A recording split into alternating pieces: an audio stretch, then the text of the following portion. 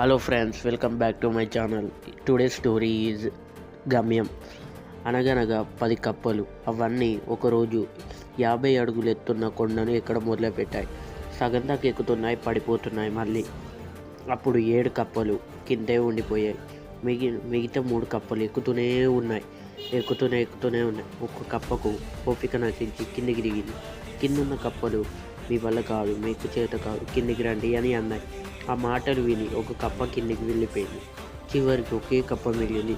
ఎవరు ఎన్ని అన్నా పట్టించుకోలేదు. కొండ మీదకి చేరుకుంది. దీనిలోని మోరల్ ఏంటంటే, మన లక్ష్యం వైపు నడిచే క్రమంలో ఎన్నో ఏలనలు, అవమానాలు, సమస్యలు ఎదురవుతాయి. వాటన్నిటిని ఎదుర్కొని నిలబడాలి. అట్లనే వాళ్ళు చెప్పారని, వీళ్ళు చెప్పారని నీ లక్ష్యాన్ని మార్చుకోవద్దు, వదులుకోవద్దు.